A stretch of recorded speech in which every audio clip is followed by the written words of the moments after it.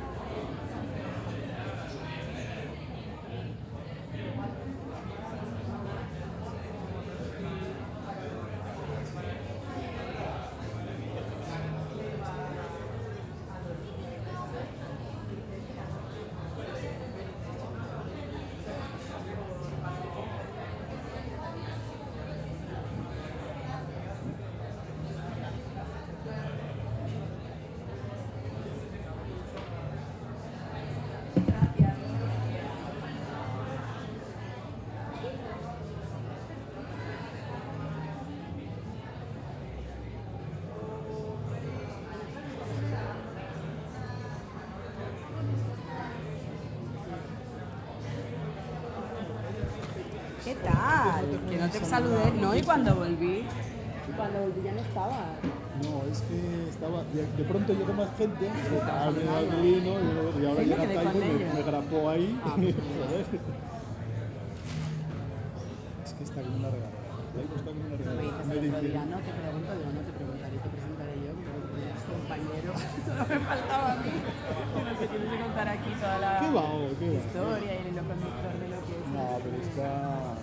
No, pero va, es que como al salir en el programa Igual lo pusieron al comenté, revés. no, lo comenté con Carmen, digo, mira, es que aparece, Pero lo por eso pusieron te todo mandé. mal, porque No, lo de Carmen de mañana también lo pusieron, deberían de pusieron todos los nombres y ponerlo no sé cómo. no, es que pusieron que presentabas tú y no aparecía nada más. Ah, ¿no aparecías tú? No. Por eso fue la. Pero Por lo eso fue. nuestro sí. No. ¿Lo de la FSA no? No. Hablando en serio. Yo no lo revisé. No, hombre. Yo no lo revisé, lo di por Y entonces hecho. por eso te mandé el mensaje, porque pensé que habías decidido presentarlo y ahora Voy a presentarlo yo. A mí de vez en cuando se me va la cabeza, pero tanto y sin decírtelo, nada, me hago yo prologuista del... Bueno, ¿por qué no? Hombre. Oye, hay que recuperar a esta gente, hay que recuperarlos a todos. Ya. ¿Eh? Que eso es un poco lo que me había dicho Adolfo en su momento. Bueno, sí, ese es un tipo muy raro, me decía Adolfo. ¿Por qué te pusiste a...? Eso sí te voy a preguntar yo. ¿Por qué? ¿Quieres que hagamos...? ¿Quieres Sí, te hacer voy a una hacer pregunta? preguntas. Vale, Sí, te estupendo. voy a hacer alguna pregunta, pero bueno, tú aprovecha para tal. Sí, es que fue lo primero que pensé cuando empecé. Pues eso me preguntó... Porque digo, era como un tío hiperactivo, además, como... Me decía Adolfo, cuando la primera vez que yo hablé con Adolfo, hace muchos años. Bueno, me empezaremos, dice- porque esto luego nos... Me dice, oye, pero tú ¿por qué lo te primero interesa que este te voy a- tipo tan raro? Te lo voy a preguntar, no así, pero Hombre, pues precisamente porque en el partido, afortunadamente, tenemos una riqueza extraordinaria. Tenemos gente con una calidad de todo, humana, gente muy despierta, muy, bueno, con perfiles muy diversos. Cuando queráis, en esa y media. Vale, pues muchísimas gracias, Bea. Bueno, claro, es que me cogió tan bonito. Te mándame Juan. No tengo aquí, joder, es que no tengo. Pues vamos a ir comenzando.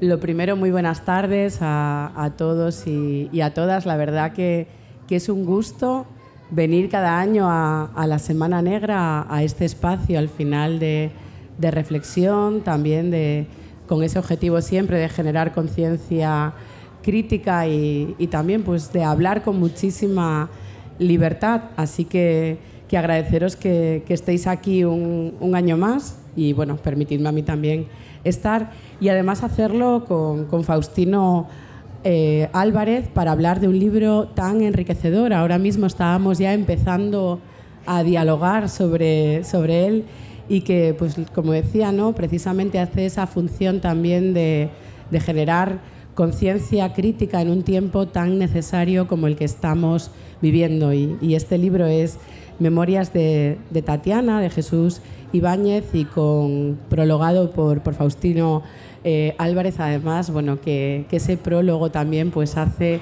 que te acerques mucho más a esa historia, que suscite pues muchísimo interés y que seguro él a lo largo de esta tarde pues nos descubrirá mucho más de esta persona, de este personaje y podremos hablar mucho más de ello. Empiezo por hablar de Faustino Álvarez. Yo estoy viendo las caras de los que estáis aquí y yo creo que no hace falta casi esta presentación porque todos de una manera o de otra yo creo que te conocemos, quizá pues algunos por esa faceta más pública, por las responsabilidades públicas que desarrolló, otros pues lo conocemos también como compañero comprometido y militante tan activo y además tan implicado en esto que nos preocupa tanto a los socialistas, que es tener pues nuestra memoria, ¿no?, mantener y resguardar pues lo que tenemos más valioso, que es nuestra memoria, y en lo que él está haciendo pues una labor fundamental. Yo recuerdo la primera vez que me habló de Memorias de Tatiana y recuerdo pues esa mirada en sus ojos y esa forma en la que me lo estaba contando con tanto entusiasmo. Ya hace tiempo, yo creo que era cuando estabas en ello, no tenías todavía, no habías acabado de hacerlo. Pero Faustino, para quienes no lo conozcáis, es profesor, es investigador, fue diputado regional, fue director, en los últimos años fuiste director del Instituto Asturiano de Administración Pública del Adolfo Posada, fue también director de políticas de juventud y estuvo muy involucrado siempre en la defensa del patrimonio lingüístico, de la cultura, y no en vano fue el primer responsable de la primera oficina de política lingüística del Gobierno de Asturias allá por 1987. Y que claro, pues un poco lo que estaba hablando también Álvaro, ¿no?, de estos tiempos en los que la cultura y también la lengua, y de hecho el sábado tendremos en esta misma carpa un acto de defensa de la cultura y de la lengua en el tiempo en el que estamos viviendo, que es tan importante. Y entre otras responsabilidades, porque también siempre cultivó esa faceta literaria, y además del libro del que vamos a hablar, hace pocas semanas le veíamos presentando otra obra maravillosa, Flora, donde nos habla que también es importante el mantener esa memoria viva, pero además hacerlo de las mujeres, en las que en la Fundación Barreiro tenéis un firme compromiso. Yo no puedo más que, como vicesecretaria general, agradecer y enorgullecerme muchísimo del trabajo que hacéis, también de la mano de Carmen Suárez. Pues en ese libro, en Flora, nos habla de las mujeres, del feminismo y de abrir espacios pues muchas veces imposibles, ¿no?, para las mujeres, pero que es importante también. Así que darle la bienvenida de nuevo a Faustino, y ahora sí ya vamos a adentrarnos en Memorias de Tatiana y en ese mundo, ¿no?, que hay detrás de Memorias de Tatiana. Y le voy a pedir que vamos a, en esta conversación, tratar de desgranar, de aproximarnos a la figura de Jesús Ibáñez y de su experiencia y de alguna manera a lo que da pie y a lo que se recoge en las páginas de este libro. Jesús Ibáñez era un hombre humilde, un gran luchador, una persona con muchísima conciencia de clase. Yo decía ahora que después de leer Memorias de Tatiana, yo creo que era un hombre hiperactivo también, porque es que no paraba, yo creo que no perdía un solo minuto de su vida, y que sin lugar a duda tuvo una vida muy, muy intensa. Entonces yo la primera pregunta, ya casi fuera de micros, que le hacía es ¿por qué? ¿Por qué decidió Faustino Álvarez pues adentrarse y recuperar de alguna manera la historia de vida de Jesús Ibáñez? Hola, buenas tardes. Lo primero a todos y muchas gracias por la presencia, por vuestra presencia. Y contestando a la pregunta, que es muy clara y muy fácil, ¿por qué? Por dos razones. Una, porque va muchos años, por casualidad, llegó a mis manos una obra que se titula Memorias de mi cadáver, que había escrito un señor que se llamaba Jesús Ibáñez, que cuando intenté leerlo quedé para allá, absolutamente para allá, porque aquello era una cosa que no sabía muy bien. Más cerca. Sí, porque hay mucha competencia de ruido exterior, sin duda alguna. Pues leí aquel libro y quedé para allá, como os decía, porque yo no sabía si lo que tenían Telesmanes era unas memorias, una biografía, una novela, una fantasía. No tenía muy claro qué era aquello. Quedó ahí el asunto, pero empecé a preguntar por este hombre, y empecé a preguntar por la gente que yo sí sabía, por lo que decía la gran enciclopedia asturiana, de un señor que había muerto en el exilio, que había sido un revolucionario en Asturias en los años 20, en los años 30, en todos los momentos y en todas las ideas y todo lo que se os ocurra estaba Jesús Ibáñez, estuvo Jesús Ibáñez. En todo lo que podáis pensar estaba Jesús Ibáñez. Pero aparte de esas ideas generales, tampoco se sabía mucha cosa más, con lo cual empecé a preguntar a viva voz, entrevistando a personas del partido, a personas de otros partidos, pero que podían haberlo conocido, y empecé a reunir alguna información, pero de todas formas era una información muy escasa. De toda esa información yo llegué a la conclusión de que estaba delante de un personaje, de todo un personaje como ser humano, pero un personaje que ya era socialista, y era algo que normalmente no aparecía en ninguna referencia de todo lo que iba leyendo. Con lo cual, la segunda parte de la segunda respuesta a la pregunta, pues porque me parecía que era importante recuperar uno más de esos socialistas que quedaron en el olvido a lo largo de los años, y que para bien o para mal estaba ahí con sus aciertos, con sus errores, pero con una militancia de muchísimos años en su vida, y que había entregado pues lo que hicieron muchos, que fue entregar lo más que se puede entregar en la vida, que es la propia vida. Y él arriesgó su vida, entregó su vida por unos ideales. Y eso fue lo que me impulsó a seguir trabajando y a seguir investigando sobre Jesús Ibáñez. Pues sin lugar a duda muy, muy conmovedor, porque es cierto que esa historia fue común a muchos compañeros, pero poder recuperar pues, la historia de un socialista asturiano, además, bueno, pues casado también en Urbiés, en esa cuenca, y que, como bien dices, tuvo una vida tan intensa que yo creo que su hilo, ¿no? Su vida, su historia de vida y ese hilo del que tiraste, pues te hizo ver también, ¿no? Pues todas esas dificultades por las que pasaron y sobre todo también pues esas vivencias de él en Rusia en aquel momento, ¿no? ¿Qué descubriste también cuando comenzaste? Hay una inquietud, te llama la atención esta persona, pero ¿qué vas descubriendo que cada vez de alguna manera te va bueno, pues picando más ese gusanillo? Porque yo sé que a medida que vas tirando, pues lo que primero podía ser una aproximación, ¿no? De alguna manera se convierte en este libro que hoy estamos leyendo aquí. ¿Qué fue? ¿Qué hubo más allá?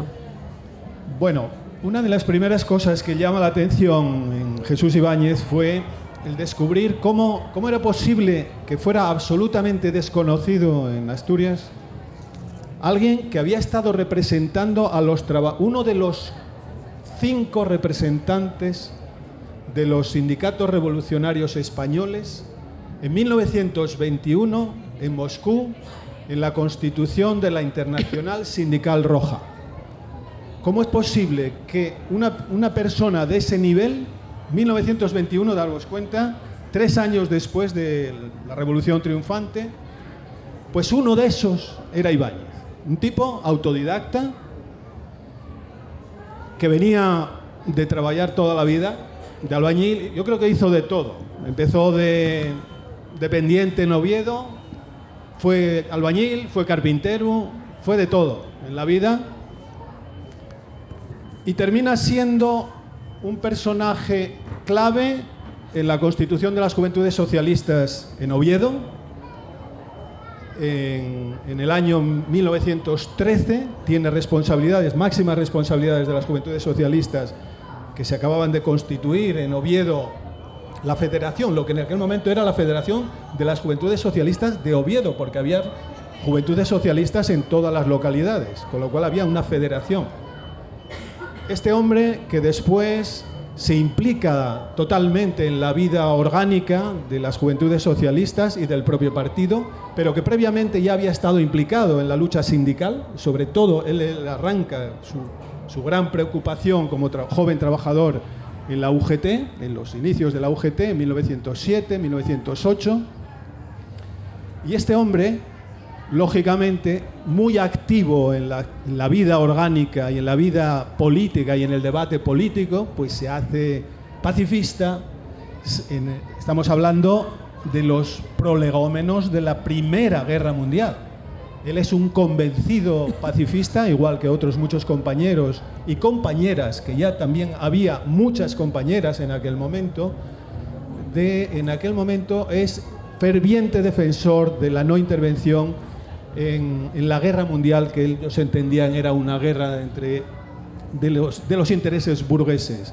Más adelante, lógicamente, 1917 supone un antes y un después para toda la izquierda y, por supuesto, también para los socialistas. Hay un gran debate interno sobre si adherirse o no adherirse a esos postulados de lo que determinó siendo la Tercera Internacional.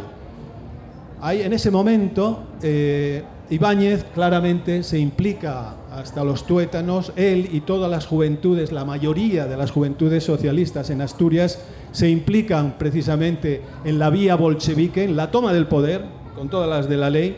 Publica revistas en Mieres, escribe en medios de comunicación todo lo que le dejan. Es una persona muy, muy activa. Y eso le lleva, en un momento determinado, a distanciarse cuando el partido toma la decisión de la no adhesión a la Tercera Internacional, la decisión de separarse del partido. Incluso forma parte de la CNT. Él siempre había tenido muy buena relación con los cenetistas y va como representante de los albañiles de Mieres, se va a Moscú. Y allí en Moscú pues habla, entre otras personas, con Lenin, con Kamenev, con todos los máximos líderes de la revolución en aquel momento. Tiene una forma de ser tan peculiar que le permite acercarse a todo el mundo, y a partir de ahí empieza toda una trayectoria que le lleva, el año 1925, perseguido y harto de entrar y salir en las cárceles de Primo de Rivera, pues decide irse a México, a Moscú.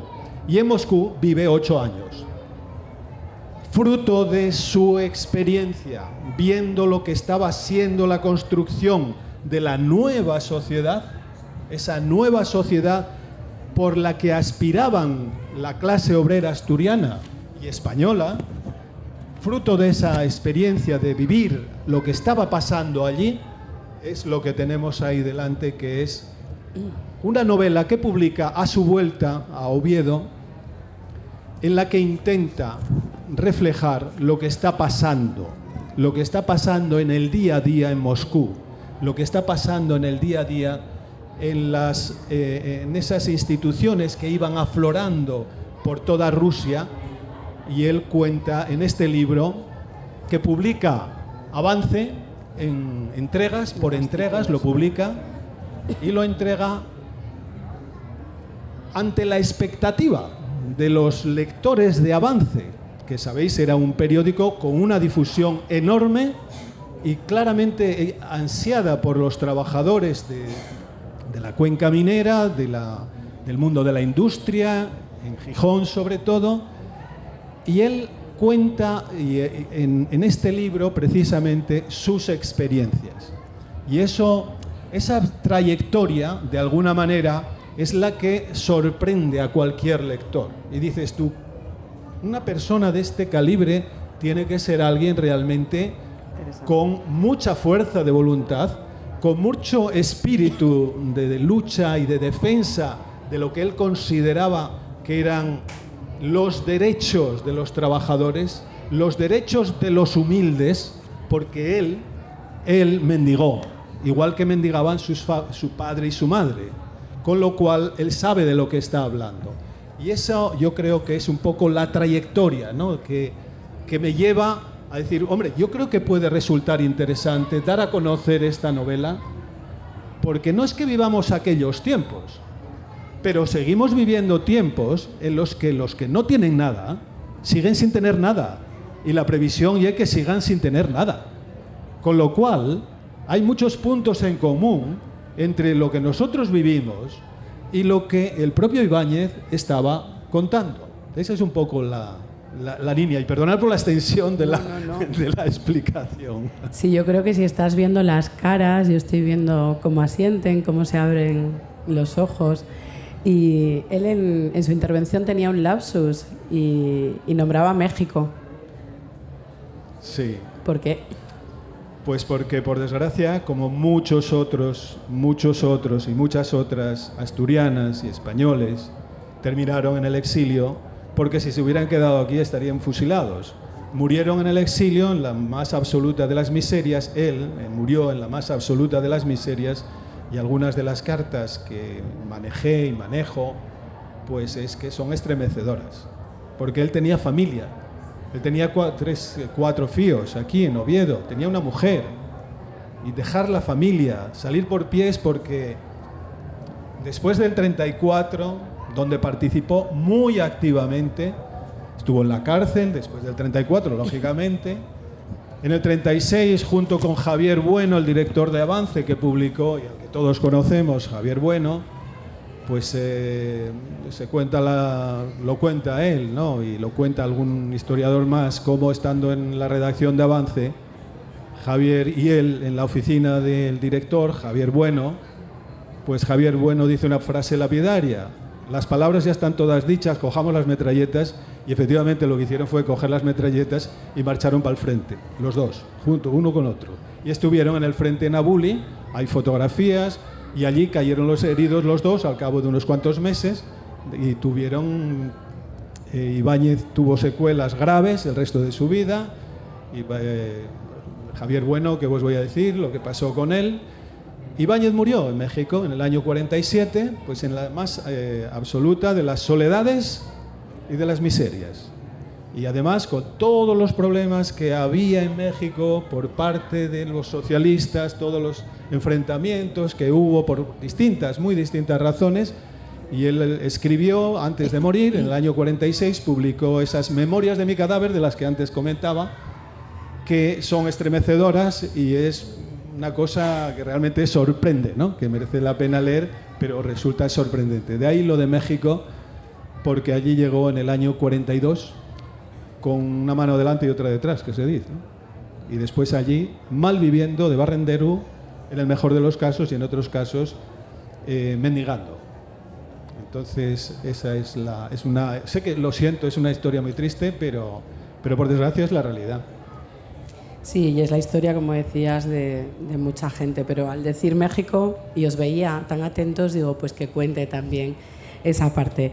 Leía en una biografía, y lo hablábamos, que Ibáñez había llegado a escribir 8.000 páginas de marxismo y literatura batallona, traducidas, 5.000 páginas de literatura revolucionaria, 2 novelas, además de estas memorias de Tatiana.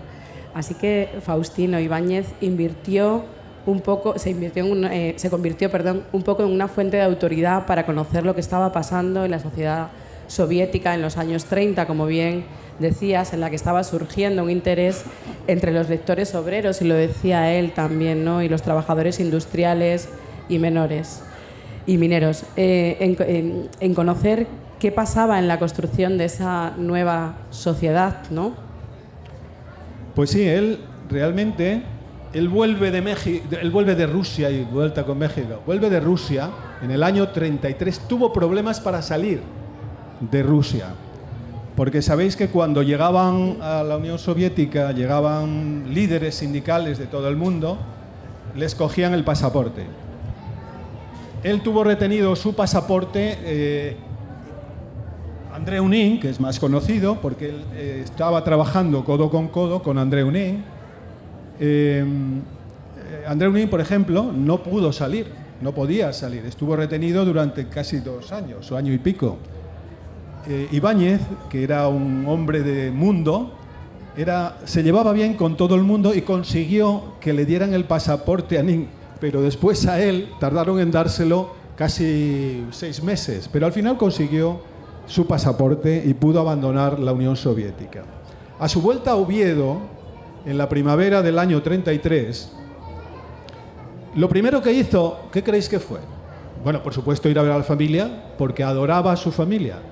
Adoraba a las fías, 3 fías, que tenía, un hijo también, el mayor era un varón, los adoraba y adoraba a su mujer. Toda su preocupación era ganar dinero en Moscú, que para eso se había ido a Moscú, ganar dinero para mantener a la familia.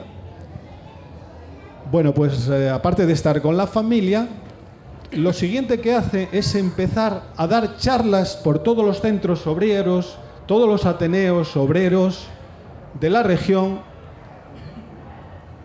diciendo qué estaba pasando en Rusia y, según él, qué estaba pasando. Se estaba intentando construir una sociedad nueva, él abogaba por esa sociedad nueva, pero entendía que lo que estaba haciendo Stalin se estaba desviando de la construcción de esa sociedad democrática nueva.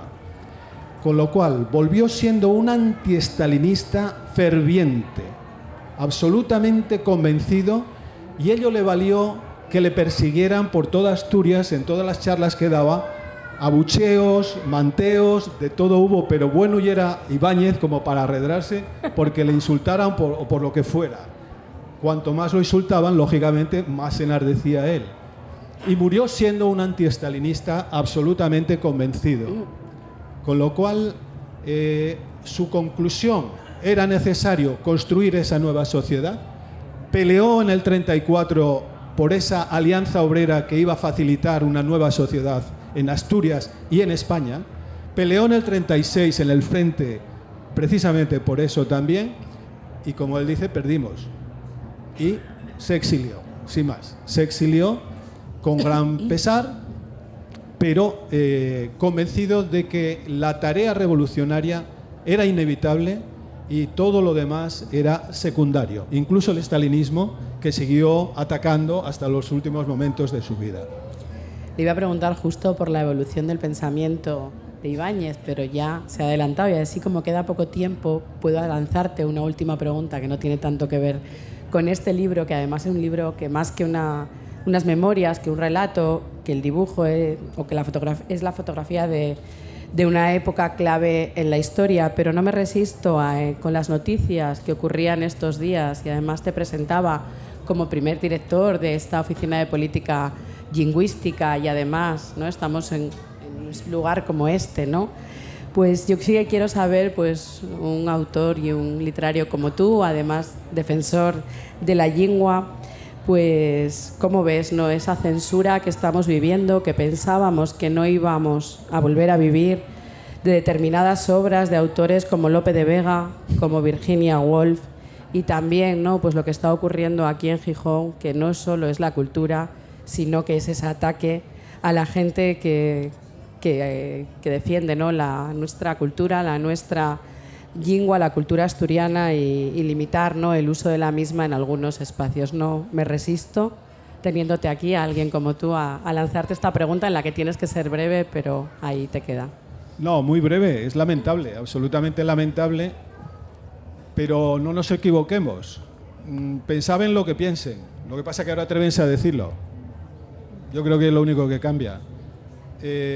Cuando empezamos en política lingüística, si vos contara las cosas que tuve que oír y aguantar por toda Asturias, porque otra cosa no hicimos, pero apostolado para llevar el asturiano a las escuelas, para conseguir que se diera clase de asturiano, la escolarización del asturiano, básica, una cosa básica. Si vos contara cosas que de aquella, fueron 2 años absolutamente intensos, pero si vos contara pequeños detalles de las cosas que tenías que oír, no los creeríais.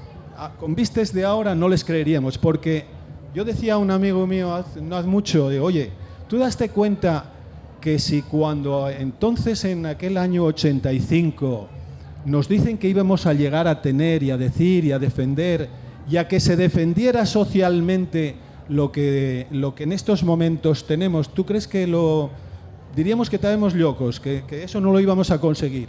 Y lo que hay que pensar y es que lo conseguimos.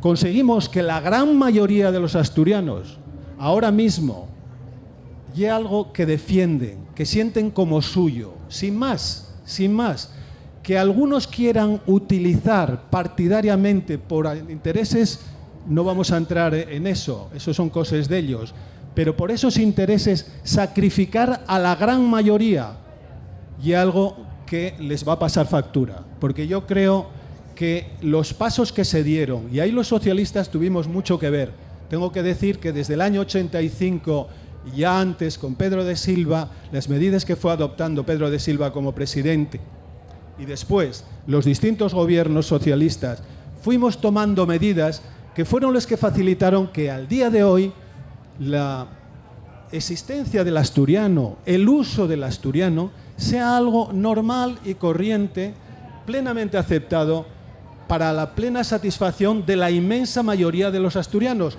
Y eso dicen las encuestas, no lo digo yo. Eso dicen los encuestas fechas por especialistas. Con lo cual, creo que lo que tenemos que pensar es que los que dicen las cosas, estas barbaridades que están diciendo ahora, que son absolutamente lamentables e intolerables, van a pasar ellos factura. Porque la inmensa mayoría de los asturianos creo que entendieron perfectamente las políticas que desarrollamos y que están de acuerdo con ellas. Pues no puedo más que agradecer este ratín que pasé contigo aquí y que yo creo que pasamos todos, que te doy el agradecimiento yo creo que en nombre de todos y que esto queda pendiente seguir con esta conversación porque yo creo que hay muchas ganas de conocer, de adentrarse más y de escucharte. Muchas gracias, Faustino. Gracias a vosotros. Gracias.